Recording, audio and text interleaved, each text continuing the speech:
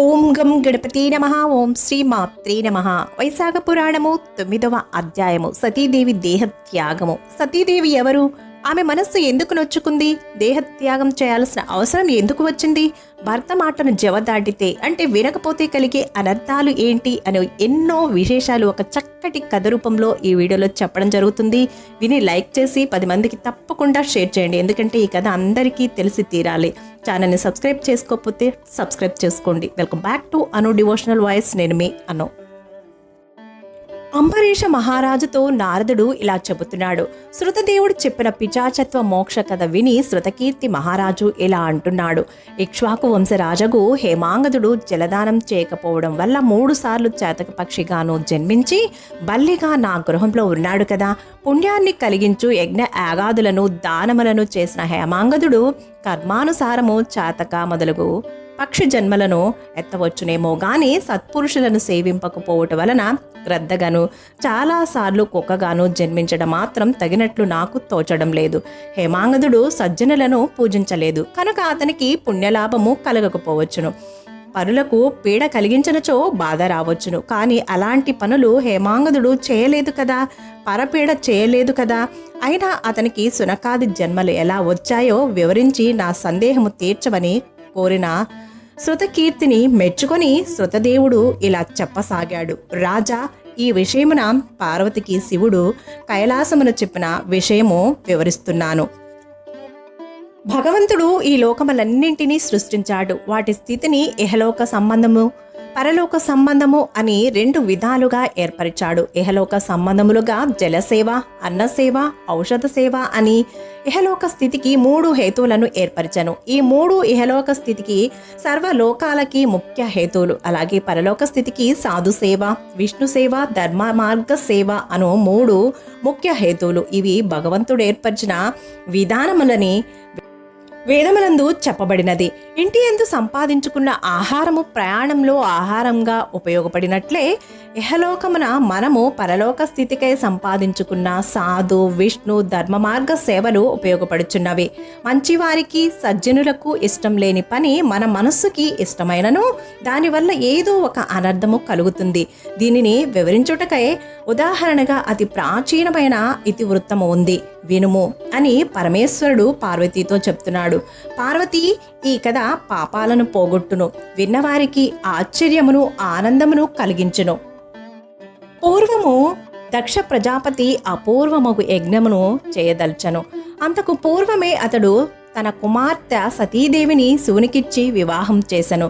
ఒకరోజు అల్లుడైన శివుడిని యజ్ఞమునకు రమ్మని పిలవడానికి కైలాసానికి వచ్చాడు.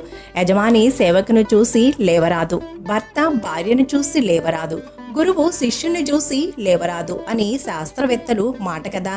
దక్ష ప్రజాపతి పిల్లనిచ్చిన మామ అగుడచే పూజ్యుడే. కానీ ఇక్కడ పూజ్యత్వము బంధుత్వమును బట్టి వచ్చినదుగుడిచే సర్వోన్నతుడు, సర్వోత్తముడు, దేవదేవుడు అగు నేను లేచి నిలబడి గౌరవించడం అనేది శిష్యుని చూసి గురువు లేచినట్లుగా, భార్యను చూసి భర్త లేచినట్లుగా, సేవకుడిని చూసి యజమాని లేచినట్లుగా ధర్మ విరుద్ధముగా ఉండును.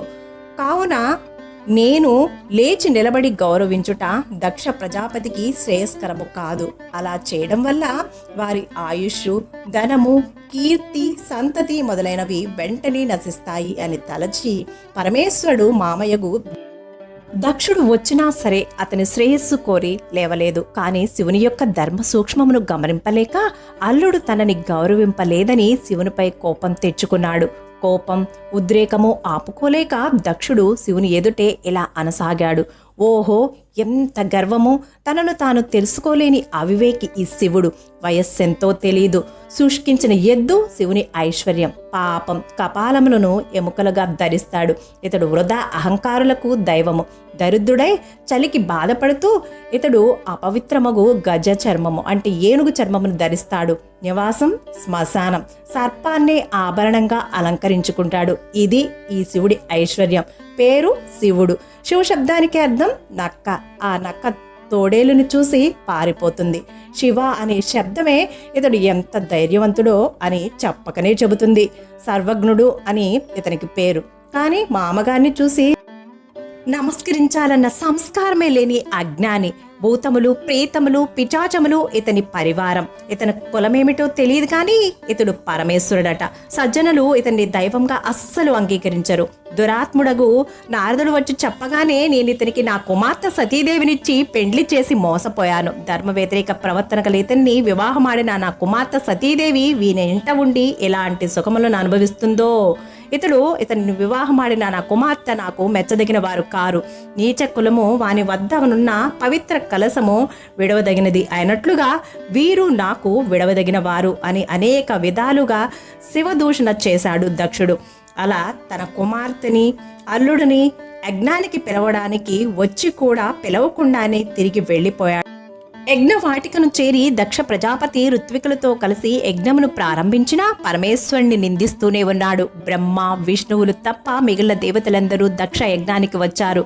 సిద్ధులు, చారణులు, గంధర్వులు, యక్షులు, రాక్షసులు, కిన్నెరలు, వారు వీరు అనే తేడా లేకుండా అందరూ వచ్చారు. సతీదేవి స్త్రీ సహజ చాంచల్యముచే ఆ యజ్ఞాన్ని చూడవచ్చిన బంధువులను చూడాలి అని అనుకున్నది. పరమేశ్వరుడు ఎంత వద్దని వారించినా యజ్ఞానికి వెళ్ళాలి అని గట్టిగా అనుకున్నది. పరమేశ్వరుడు చెప్పిన ప్రతి మాటకు సమాధానము చెప్పింది. అప్పుడు పరమేశ్వరుడు, ఓ దేవి, నీ తండ్రియగు దక్షుడు నన్ను సభలో నిందిస్తాడు. సహింపరాని ఆ నిందని విని నువ్వు శరీరాన్ని విడుస్తావు సుమా.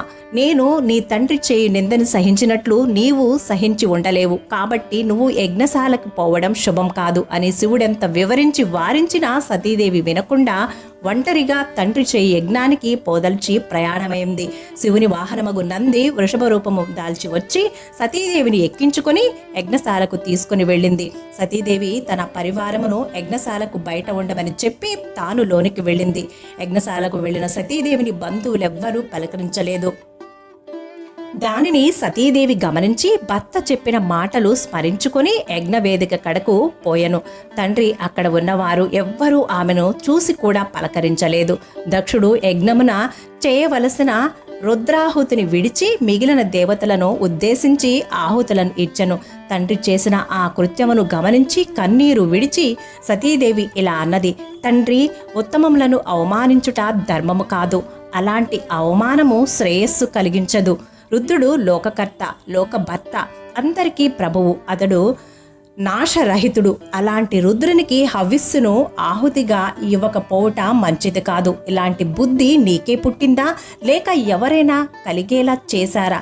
ఇక్కడ వారెవ్వరూ నీవు చేసే పని మంచిది కాదు అని చెప్పలేకపోవడం ఏమిటి అని సతీదేవి తన తండ్రిని అడిగింది.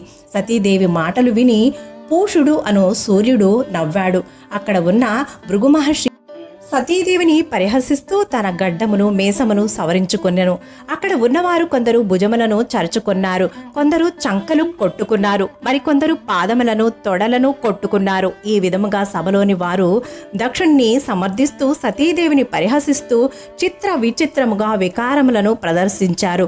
విధిరాతకు లోబడి దక్షుడు ఆమెని, శివుణ్ణి రకరకాలుగా నిందించాడు. రుద్రాణియగు సతీదేవి దక్షుని మాటలు విని కోపించి భర్త నిందని విన్నందుకు ప్రాయశ్చితంగా యజ్ఞశాలలోని వారందరూ చూస్తూ ఉండగా యజ్ఞ వేదికలో ఉన్న అగ్నికుండంలో పడి శరీరమును విడిచింది. ఆ దృశ్యమును చూసిన వారందరూ ఆహాకారాలు చేశారు. పరమేశ్వరుని పరివారమగు ప్రథములు పరుగున పోయి పరమేశ్వరునికి ఆ విషయం తెలియచేశారు. శివదూషణ విని ప్రాయశ్చిత్తముగా సతీదేవి దేహత్యాగం చేసింది అని విన్న శివుడు ఏం చేశాడు? వీరభద్రుడు ఎవరు, ఎలా ఉంటాడు, వీరభద్రుడు ఎలా పుట్టాడు, ఎందుకు పుట్టాడు అనే ఎన్నో రహస్యాలు వైశాఖ పురాణం 10వ అధ్యాయంలో తెలుసుకుందాం. ఇదండి వైశాఖ పురాణం 9వ అధ్యాయం సమాప్తం. సర్వేజన సుఖినో భవంతు. శుభం.